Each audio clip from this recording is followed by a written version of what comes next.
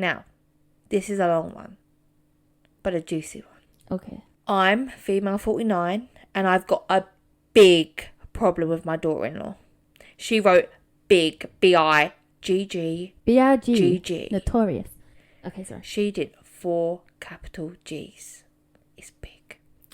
Okay. So a bit of background. Daughter-in-law and my son have been together a number of years. She was always okay, a good girl, who was always polite and kind. And while she used to keep my son in check, which I didn't always agree with, we generally got along. I'm a mother of 3 sons. I always wanted a girl, but I didn't have one. So I thought I'd probably have a girl when I have a grandbaby.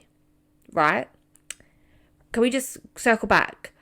I'll probably have a girl when I have a grandbaby. Ooh, yeah. Yeah. It's not your girl. It's not your gal. She got pregnant. She went weird when the baby was born, really possessive. I'd mentioned to her that my son should have his own time with the baby, and I tried to ask when the baby was born if me and my son could have some alone time. She went nuts at me, and from there our relationship changed. Long story short, over the last 3 years, our relationship has diminished to basically nothing. She has accused me of all sorts, and she really has come in between me and my grandbaby girl. Even the relationship between my son and I has suffered. First of all, I've got a lot more to read, but what do you think of that so far? Like, I can imagine what the comments are going to be like. Because at the end of the day, what people need to realise is when a man and a woman come together and have a baby, that's their own family unit. They've just created a whole new family. And to think about it, if you've just had a baby, that baby, you're still getting to know the baby yourself. Mm-hmm. You're still getting a whole new dynamic. Mm-hmm. There's a lot of feelings and hormones. And you want to protect that baby. So you have to wait a while before you want to swoop in, kind of thing. Mm-hmm. Because you have to allow them to create their own bonds together. You can't be possessive because it's not your baby. Mm-hmm. She has called me overbearing and disrespectful a number of times. For context, I jokingly make comments to my grandbaby who when told her mum and they were taken as serious. I explained this to the daughter-in-law and she ignored my explanation and the fact I was joking. It always sounds worse once repeated. She says I'm trying to come in between her and my grandbaby, which is ludicrous. So they have this big thing on gifts, and for me to not go overboard, as apparently they are trying to teach my grandbaby value, and I'm trying to constantly outdo them. Well, at Easter, instead of chocolate, I bought my grandbaby a ton of gifts. My thought process was, she can decide when I can or can't see her, but she can't tell me what to buy my grandbaby with my money. Right? I'm so fed up of them misinterpreting my actions as me being the bad guy. She has written this terribly, might I add. So she went nuts and said I always do this, and she had enough. She has also got my son on her side, and I've basically no contact with baby girl since Easter other than the occasional FaceTime, which by the way you are lucky to get if you are doing all this stuff. Over the years, I feel I've had to put up with a lot. I've never had a girl. I always wanted one and so badly wanted a close relationship with my grandbaby. But she stopped that and I turned my son against me in the process. My heart breaks when I see their Instagram happy life online and I'm not involved because of her. I'm posting and asking as my sister and husband say I need to bear some of the responsibility. And well, frankly, I don't. My son should never have turned his back on his mother. So tell me, am I the arsehole or is she for stopping the relationship between grandmother and grandchild? Okay, so she's obviously the arsehole, and the problem is that she's actually got people around her that are trying to humble her. I tell her, you have to take some responsibility, and she's like, absolutely not. And the problem is, she is self-aware to some extent, because she knew beforehand they didn't want their baby to have all those gifts. And then she's gone, well, they can't tell me what to do. And then she's gone against it. And the problem is that isn't your baby. And what she doesn't understand is if she actually listened and respected how they wanted to parent their child, they probably would reach out to her more and invite her around more. But if you start getting someone's back up, you're going to literally be further down on the list. It's just how it is, because you don't want to feel uncomfortable in your own home with your own baby. And the thing is, it's the spiral thing, isn't it? So one thing, she started off like, and also, why are you speaking bad about that mother to the baby? And I know she's saying like, oh, it was taken wrong, but I'm sorry, a child is a child. They repeat what they hear. Children have isn't it interesting that she didn't repeat what that joke was? Oh yeah, 100%. It was definitely something that was doing dirty to the mum. And at the end of the day, that baby, their mum is everything, right? Like, they are everything to that baby. And babies also just repeat random shit that they hear. That's why you got to be so careful anyway.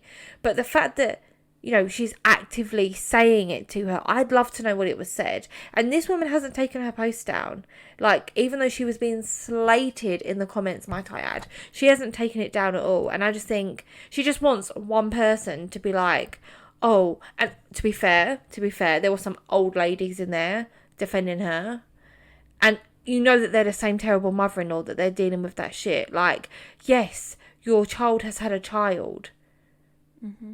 Exactly that. It's not your child. And this is the thing. Some people are so desperate for certain genders of children that they literally go so overboard. They end up having like 7, 8, 9 kids, whatever is your choice. If you can afford it, your life, whatever. But that isn't your baby at all. You have no right. And even like Leah, if I said to you with Luca, like, oh, I don't want you to do X, Y, and Z, you wouldn't go, well, it's my choice. I've got them. I'm going to do X, Y, and Z. Do you know what I mean? Like, you just don't do it. You respect what the parents want. And like you say, then you get rewarded for doing that, because seeing them, just because you're a grandparent, don't give you the right to see them. Just because you're an auntie doesn't give you the right to see them. Do you know what I mean? That's the thing. It's like, we've obviously got a very close relationship. I respect you as a mum, and I can see that you're doing a good job. Do you know what I'm saying? I think maybe that's what it is. Like, they're not around enough to see that actually she's already got it together. She knows what she's doing. So it's like, I can see what you're doing with Luca is working, and it's not even my place if it wasn't. Do you know, I could give you my opinion, but at the end of the day, like, it's not my child. Like, I can see that he's perfectly happy. And the opinion is only if it's asked. Yeah. Like, the whole buying gift thing would really fuck me off.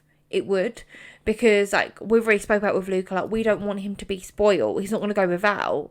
But I just think you don't need to be one of these parents that spend £1,000 at Christmas and stuff. Do you know what I mean? Also, with the gifts, it would have been a bit different if they hadn't already told her beforehand that they didn't want her to get loads of gifts. So if they didn't say that and then she got loads of gifts, you'd be like, oh my God. But you can't really say anything because you didn't tell her before. But if you've actually told somebody, look, we're just trying to like limit how much she gets, and then you go against it, it's literally just showing signs of like disrespect. Toxic mother-in-law behaviour, which is what this is. Yeah. And I feel like as well, it's because it changes the family dynamic. And it's one of those things that if you don't actually listen, that's the difference between listening to what somebody wants and then, you know, respecting them, and then just deciding like, nope, I'll do what I want. You can't do that in any situation, in any family dynamic. But when you have a baby as well, I feel like obviously mother-in-laws, anyone really, can get excited. Do you get what I'm saying? But I mean, like, with me, you and Luca, we come as a trio apparently. Like, obviously you trust me with him, and I try and do my best to follow what you want. I feel like it gets to the point now, whereas I don't even mind if I don't hold the baby. I don't get a choice. I try to give the baby back. 2 minutes later, he's back in my arms. That's because he loves you. He's like, Auntie Leah, Auntie Leah. But I just think it's different, right? Because if the mother-in-law didn't start off how she did, it wouldn't have escalated to this point. And if she actually just had an open mind and took some responsibility and be like, actually, Joe, it's not my baby.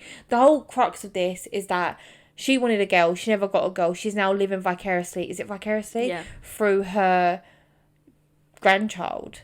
Also, I think it's worth noting as well is that mother-in-laws generally always have this problem. Like, whenever I've seen it online and stuff, it's a common thing that I always see.